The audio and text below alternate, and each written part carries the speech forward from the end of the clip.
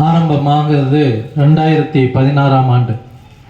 கிட்டத்தட்ட 9 ஆண்டுகள் நிறைவு செய்து இன்று 10வது ஆண்டில் நாம் கால் எடுத்து வைத்திருக்கின்றோம்.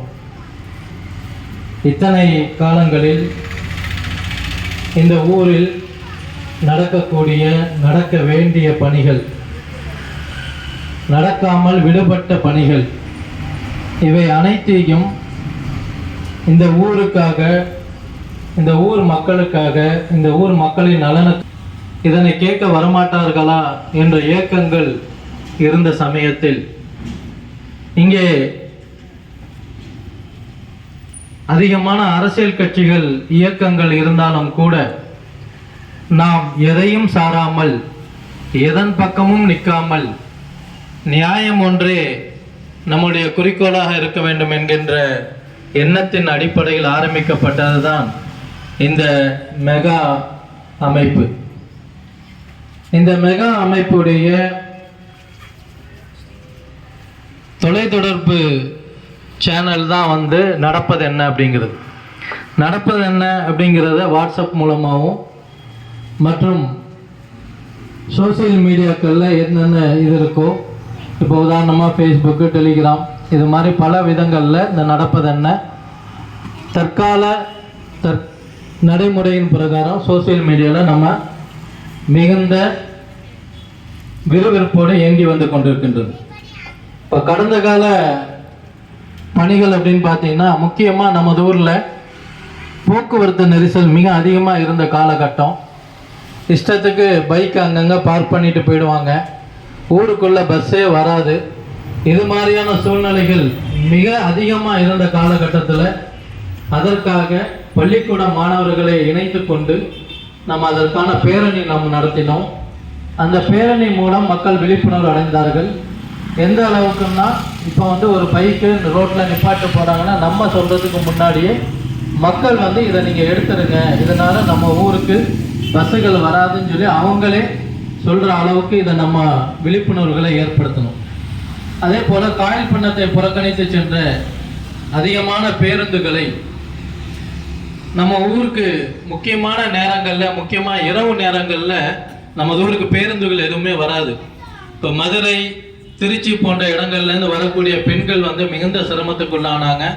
ஒன்று 6 மணி நேரில் இறங்கணும் அப்படிங்கிறதுனால நம்ம திருச்செந்தூர் பஸ் ஸ்டாண்டில் இதற்கான மக்களை திரட்டிய ஒரு ஆர்ப்பாட்டம் அங்கே நடத்தப்பட்டது. அதைத் தொடர்ந்து 24 மணி நேர கண்காணிப்பு நமது ஊரில் எந்தெந்த பஸ் ஊருக்குள்ளே வருதுங்கிறத லிஸ்ட் அவுட் எடுத்துட்டு இது சார்ந்த துறை ரீதியான அமைச்சர்களை சந்தித்து இந்த கோரிக்கைகளை முன் வச்சோம். அதே போல் அதிகாரிகளை தொடர்ந்து சந்தித்து இன்னைக்கு குறிப்பிட்ட அளவில் நம்ம ஊரில் பஸ்ஸுகள் போகுது அப்படிங்கிற காரணம் அப்படின்னா மெகா எடுத்த முன்னேற்பாடு நடவடிக்கைகள் அப்படிங்கிறத பெருமையோடு சொல்லிக்கிறோம். அடுத்தது பார்த்தீங்கன்னா, இந்த பஸ்ஸு சில நேரங்களில் பார்த்தீங்கன்னா இது கால் பண்ணதுக்கு போகாது அப்படின்னு ஈஸியாக சொல்லிடுவாங்க. அதுக்காக நம்ம என்ன பண்ணணும், அதிகாரிகளை சந்தித்து மதுரை, கோயம்புத்தூர், திருச்சி போன்ற இந்த பஸ்ஸு சம்மந்தப்பட்ட அதிகாரிகளை சந்தித்து இது அனைத்து பஸ்ஸுகளும் காயல்பட்டினம் சென்றே ஆக வேண்டும் அப்படிங்கிற சர்க்குலரை வாங்கி அதுக்கேற்ற மாதிரி மதுரையில், திருநெல்வேலியில், திருச்செந்தூரில் எல்லா இடங்கள்லையும் நம்ம போர்டு வச்சோம். இங்கே திருச்செந்தூர் செல்லக்கூடிய அனைத்து பஸ்ஸுகளும், அனைத்து பேருந்துகளும் காயல்பட்டினத்தை வழியாக சென்று தான் செல்ல வேண்டும் அப்படிங்கிற போர்டையும் நம்ம அங்கே வச்சோம். இதுக்கப்புறம் பார்த்தீங்கன்னா, இன்னைக்கு உள்ளூர் மக்களும் வெளியூர் மக்களும் அதிகமாக பயன்படுத்தக்கூடிய நமது ஊர் கடற்கரை, நமது ஊருடைய முக்கியமான சின்னமாக மாறி போன நமது ஊர் கடற்கரையை ரொம்ப அசிங்கப்படுத்தி ரொம்ப தூய்மை குறைவான நிலைமையில் இருந்ததை நம்ம விழிப்புணர்வு ஏற்படுத்தி கடற்கரையை தூய்மையாக வைக்கிறது நம்ம ஒவ்வொருவருடைய கடமை அப்படிங்கிறத நம்ம அவங்களுக்கு எடுத்து சொல்லி நம்ம போடுற குப்பையை நம்ம தான் எடுக்கணும் அப்படிங்கிறத அவங்களுக்கு விழிப்புணர்வு ஏற்படுத்தினது. அப்புறம் கோவிட் காலம் வந்துச்சு. இந்த கோவிட் காலத்தில் அதிகமான தடுப்பூசிகளை போட சொல்லி மக்களுக்கு விழிப்புணர்வு ஏற்படுத்தினது. லாக்டவுன் டைமில் வீட்டில் எல்லாரும் முடங்கி கிடந்த டைமில் நம்ம அவங்கள ஊக்கப்படுத்தணும் அப்படிங்கிறதுக்காக நிறைய போட்டிகள் நடத்தி அதற்கான பரிசுகள் வழங்கினது. இப்படி நிறைய பணிகள் நம்ம தொடர்ந்து சொல்லிக்கிட்டே போகலாம். முக்கியமாக நம்ம அரசாங்க மருத்துவமனை கிட்டத்தட்ட 10 வருஷம் 8 வருஷத்துக்கு முன்னாடி பார்த்தீங்கன்னா நம்ம யாருமே அங்கே போகிறது இல்லை. அப்போ நம்ம அதிகாரிகளை தொடர்பு கொண்டு இங்கே ஒரே ஒரு டாக்டர் தான் இருக்காரு, நீங்கள் அதிகமான டாக்டர்களை கொண்டு வாங்க அப்படின்னு சொல்லும்போது அவங்க சொன்னது மக்கள் பயன்பாடே இல்லையே, நாங்கள் எப்படி அதை கொண்டு வர முடியும் அப்படிங்கிற கேள்வி நம்ம முன்னாடி வச்சாங்க. அதையும் நம்ம நிவர்த்தி செய்கிற விதமாக மக்களே அதை பயன்பாட்டுக்கு கொண்டு வந்தோம். இது நம்ம ஆஸ்பத்திரி, நம்ம தான் பயன்படுத்தணும். இங்கே தேவை உங்களுக்கு மக்களுடைய குறை என்னவாக இருந்துச்சுன்னா, நாங்கள் போகிறோம் ஆனால் ஒழுங்கான மருந்துகளும் இல்லை, மருத்துவர்களும் இல்லை அப்படிங்கிற தகவல் நமக்கு வழங்கப்பட்டுச்சு. அதையும் நம்ம சீர் செய்யும் விதமாக ஒரு டாக்டர் இருந்த இடத்த 6 டாக்டர் நம்ம காயல்பட்டினத்துக்குன்னு போடுறதுக்காக அரசு ஆணை பெற்று 6 மருத்துவர்கள் நம்முடைய ஹாஸ்பிட்டலில் அந்த நேரத்தில் செயல்பட்டுட்டு வந்தாங்க. இது போக கல்விகளில் நம்ம கவனம் செலுத்தணும் அப்படிங்கிறதுனால ஸ்கூலில் அரசு நிர்ணயித்த தொகைக்கு அதிகமாக வாங்கக்கூடிய பள்ளிக்கூடங்களை கண்டறிஞ்சு அந்த பெற்றோர்கள் யார் நம்மக்கிட்ட புகார் அளித்தாங்களோ அந்த புகாரை முறைப்படி சட்ட ரீதியான அணுகுமுறைகளை பெற்று கூடுதலாக வாங்கிய கல்வி கட்டணத்தை அந்த மாணவர்களுக்கு பெற்றோர்களுக்கு திருப்பி வழங்க வைத்த பெருமை மெகாவை சேரும் என்பது இங்கே கூறிக்கொள்ள கடமைப்பட்டிருக்கிறேன். அதே போல் சிஆர்ஜெட் பகுதியில் நம்ம நகராட்சி ஒரு பில்டிங் கட்டினாங்க, நாங்கள் குப்பையை தட்ட போகிறோன்ட்டு. சிஆர்ஜெட்டில் இந்த மாதிரியான பில்டிங் கட்டக்கூடாது, தெருக்கள் போடக்கூடாது அப்படிங்கிறத நம்ம போராடி அந்த பில்டிங்கை அங்கேருந்து ஆற்ற வச்சோம். அதே போல் தரமான தார் ரோடுகள், பயோகேஸ் திட்டம், ஒழுங்கான குப்பை அல்றதில்லை, இது மாதிரியான பல விஷயங்கள். அதே போல் நம்ம அன்றாடம் சாப்பிடக்கூடிய நம்முடைய ஆடு அறுப்பு தொட்டி, அங்கே போய் நீங்கள் ஒரு தடவை பார்த்தீங்கன்னா யாரும் சாப்பிட மாட்டீங்க. அவ்வளோ மோசமாக இருந்த அந்த ஆடு அறுப்பு தொட்டியை தொடர்ந்து கண்காணித்து வீடியோ எடுத்து ஃபோட்டோ எடுத்து இது சம்மந்தமாக மாசு கட்டுப்பாடு வாரியத்துக்கு தொடர்ந்து நம்ம அழுத்தம் கொடுத்து அவங்க இங்கே நேரடியாக பார்த்து இதை ஒழுங்குபடுத்தி இதை சுகாதாரமான முறையில் வச்சிருக்கணும்னு சொல்லி நம்ம நகராட்சிக்கு தொடர்ந்து வலியுறுத்தின பிரகாரம் இங்கே அது நல்ல முறையில் செயல்பட்டுக்கிட்டு வருது. அதே போல் பப்பரப்பள்ளியில் கொட்டப்பட்டு கொண்டு இருந்த குப்பைகள், ஊரில் அள்ளப்படக்கூடிய அத்தனை குப்பைகளையும் எங்கே கொட்டுவாங்கன்னா பப்பரப்பள்ளியில் தான் கொட்டுவாங்க. தினந்தோறும் அந்த குப்பைகளை எரிக்க ஆரம்பிப்பாங்க. இந்த எல்எஃப் ரோட்டில் வசிக்கக்கூடிய அத்தனை மக்களுக்கும் தெரியும், சுகாதாரமான முறையில் வீடுகளிலே இருக்க முடியாது. அங்கே எரிக்கும் போதெல்லாம் கண்ணெரிச்சல், மூச்சு முட்டல் பிரச்சனை, இப்படி எல்லாருமே பாதிக்கப்பட்டு கொண்டிருந்த சமயத்தில் அதை நம்ம அதிகாரிகள்கிட்ட கொண்டு போனோம். பலன் இல்லை அப்படின்னு சொல்லி சொன்னதுக்கப்புறம் சட்ட ரீதியான நடவடிக்கை கோர்ட்டில் போட்டோம். மாசு கட்டுப்பாட்டு வாரியத்தை கோர்ட்டுக்கு வர வச்சோம். வர வச்சு தொடர்ந்து நம்ம கொடுத்த அழுத்தத்தின் காரணமாக கடந்த சில ஆண்டுகளாக அங்கே குப்பை கொட்டுறது நிறுத்தப்பட்டு அது முழுவதுமாக தூய்மைப்படுத்தப்பட்டு அங்கே ஒரு பூங்கா அமைக்க வேண்டிய கட்டாயத்துக்கு இந்த நகராட்சியை கொண்டு வந்து விட்ட பெருமை இந்த மெகா அமைப்பை சேரும் என்பதை இங்கே நான் கூறிக்கொள்ள விரும்புகிறேன். அதே போல நாம் நச்சு புகையை வெளிப்படுத்தக்கூடிய நமது ஊருக்கு அருகாமையில் உள்ள DCWO அவங்களுடைய எக்ஸ்பான்ஷனை நம்ம அவங்களுக்கு என்ன சொன்னோம்னா, நீங்கள் பண்ணக்கூடிய இந்த சேவைகளை நீங்கள் ஃபேக்ட்ரி நிறைய ஆரம்பிக்கிறீங்க, அப்படி ஆரம்பிக்கும் போது முறையான இந்த புகைகள் கழிவு நீர்களை நீங்கள் வெளிப்படுத்தும் போது அதை ஒழுங்கான சுத்திகரிப்பு பண்ணி தான் நீங்கள் வெளியிடணும்னு சொல்லி அதற்கான சட்ட போராட்டங்களை நடத்தி தொடர்ந்து அதிலும் நாம் வெற்றி கண்டோம் என்பதை இங்கே பெருமையோடு சுட்டிக்காட்ட விரும்புகின்றேன். அதே போல சுகாதாரமான குடிநீர் நமது ஊருக்கு தினந்தோறும் வழங்கப்பட வேண்டும் அப்படிங்கிறத நம்ம தொடர்ந்து வலியுறுத்திட்டு வந்திருக்கோம்.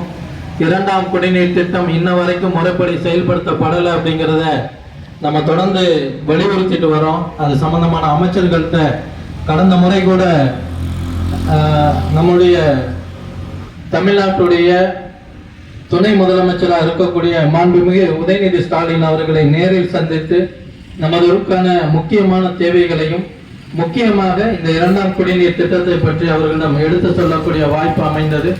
அதையும் நமது ஊருக்காக நாம் செய்திருக்கின்றோம் என்பதை இங்கே பெருமையோடு சுட்டிக்காட்ட விரும்புகின்றோம். இது போல எத்தனையோ பணிகள் நம்ம செஞ்சுட்டு இருக்கோம். கல்வி, மருத்துவம், சுகாதாரம், இது போன்ற பணிகள்.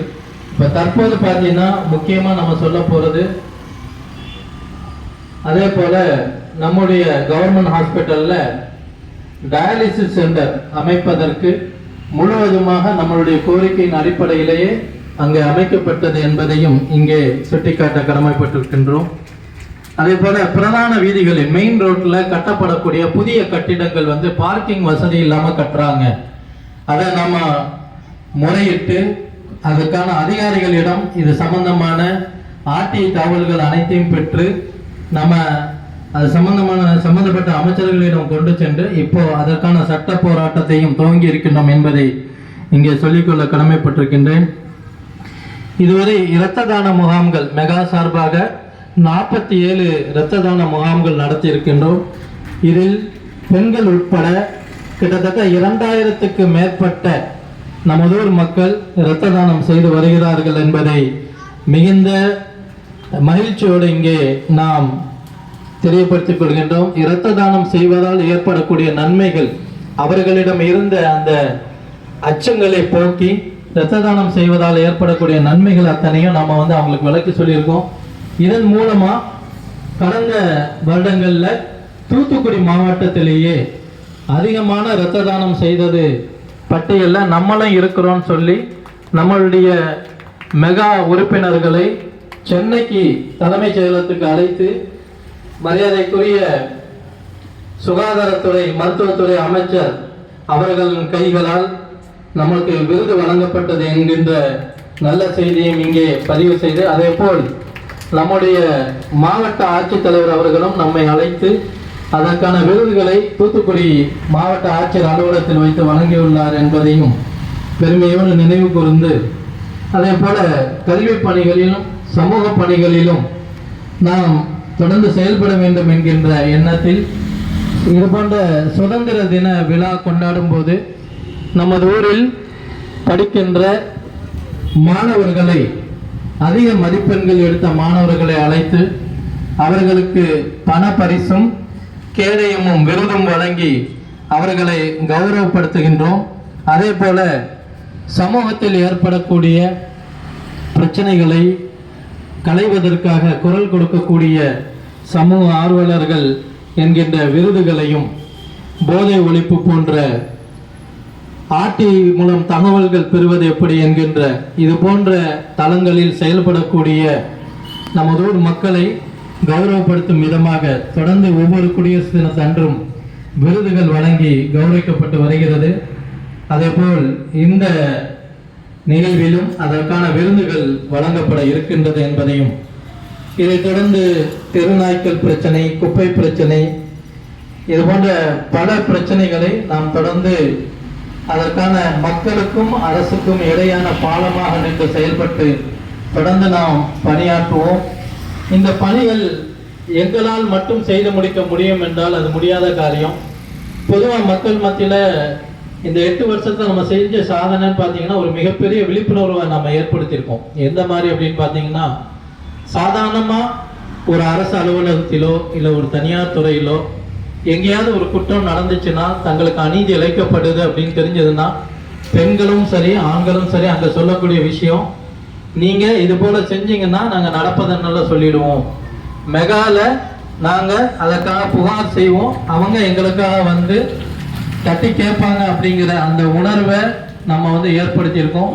அதை பொதுமக்கள் இன்றளவும் செய்துக்கிட்டு வராங்கிறத பெருமையாக இங்கே நினைவு கூறுறோம்.